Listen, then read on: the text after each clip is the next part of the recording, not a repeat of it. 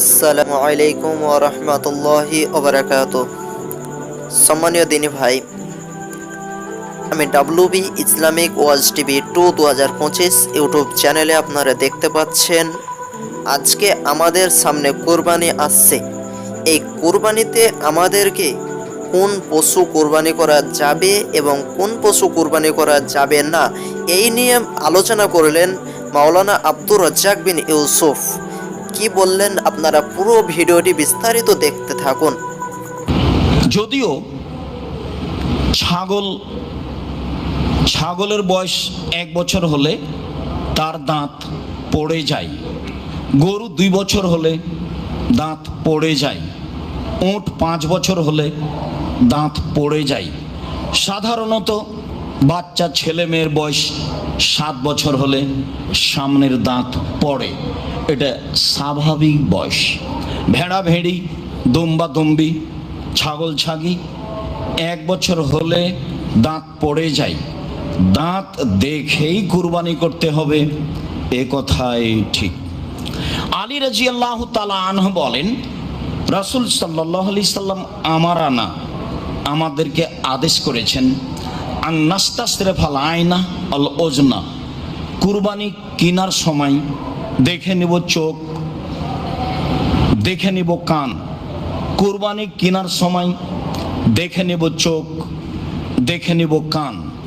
কান কাটা হয় না যেন, চোখ টেরা হয় না যেন, লেজ সুন্দর হয় যেন, খুর ভালো থাকে যেন। বারা ইবনে আজিব রাদিয়াল্লাহু তাআলা আনহু বলেন, সুইলা রাসূলুল্লাহ সাল্লাল্লাহু আলাইহি সাল্লাম মাজা ইত্তাকা মিনাজ জাহায়া, কুরবানি দেখলে কিনলে কি কি দেখে কিনবো, এটা আল্লাহ রাসূলকে জিজ্ঞাসা করা হয়। তখন আল্লাহ রাসূল বললেন 4টি। 1, আল আরজাল বাইয়িনু জালওয়াহা, স্পষ্ট ল্যাংড়া হয় না যেন। আল আওয়ারাল বাইয়িনু আওয়ারাহা, স্পষ্ট কানা হয় না যেন। আল মারিজাল বাইয়িনু মারাদোহা, স্পষ্ট রোগা হয় না যেন। আল আযফা আল্লাযী লা তুনকি, গায়ে গোশত নেই এমন হয় না যেন। তাহলে সব মিলে কুরবানির পশু কেনার সময় দেখতে হবে দাঁত আছে কিনা, দাঁত উঠেছে কিনা, দেখতে হবে চোখ সুন্দর কিনা, দেখতে হবে কান কাটা নয় ঝকঝকে টকটকে কিনা, দেখতে হবে পায়ে ল্যাংড়া নাকি, দেখতে হবে লেজ কাটা নাকি, দেখতে হবে শিং আছে কিনা, দেখতে হবে মোটা তাজা কিনা, দেখতে হবে রোগা কিনা। সব মিলে দেখে পশু কুরবানি করতে হবে, অত্র বিবরণে বোঝা যায়। সময়ের গতিতে আরও কিছু বোঝা যাবে, আপাতত এই পর্যন্ত বলে আর একটি বিধানে যায়। উম্মু সালমা রাদিয়াল্লাহু তাআলা আনহা বলেন, রাসূল সাল্লাল্লাহু আলাইহি সাল্লাম বলেছেন, মান রাআ জালালা হেলালা দিলে হিজ্জা, যে ব্যক্তি কুরবানির চাঁদ দেখলো, ওয়ারাদা ইউজাহিয়া, এবং কুরবানি করার ইচ্ছা পোষণ করলো, ফালা ইয়াখুজ মিন শারিহি ওয়ালা মিন আজফারিহি, সে যেন নখ না কাটে, সে যেন চুল না কাটে, সে যেন নখ না কাটে, সে যেন চুল না কাটে। কুরবানি যিনি করবেন মূলত তারই ওপরে এই বিধান। ছেলেমেয়েরা সবাই মিলে এ আমল করতে পারে, তাতে কোনো সমস্যা নেই, বরং করাই ভালো। তবে বিধান মূলত যিনি মালিক তার উপরে।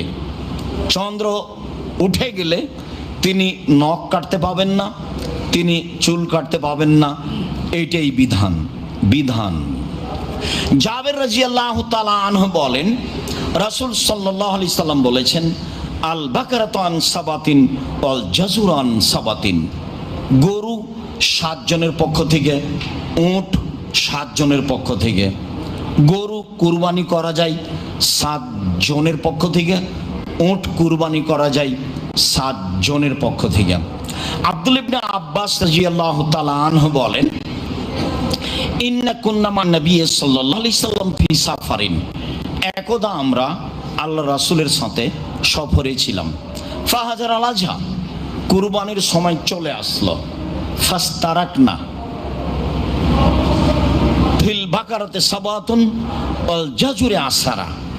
আমরা গরুতে 7 জন অংশগ্রহণ করলাম আর উটে 10 জন অংশগ্রহণ করলাম।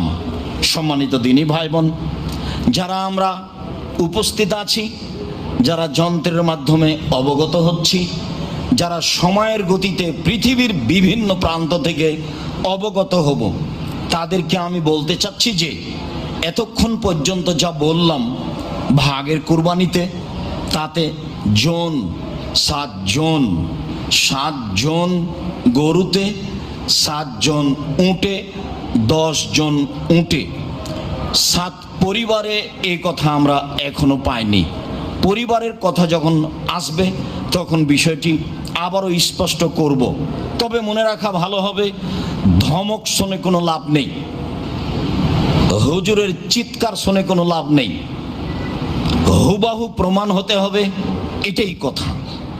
যদি জন হয় জন, যদি পরিবার হয় পরিবার। যেহেতু নেকির ব্যাপার, যেহেতু বড় নেকির ব্যাপার, যেহেতু জান্নাত পর বড় মাধ্যম, কাজেই যাতে আল্লাহ সন্তুষ্ট হবেন, যেটা রাসূলের পদ্ধতি হবে, সেটাই হওয়াই ভালো।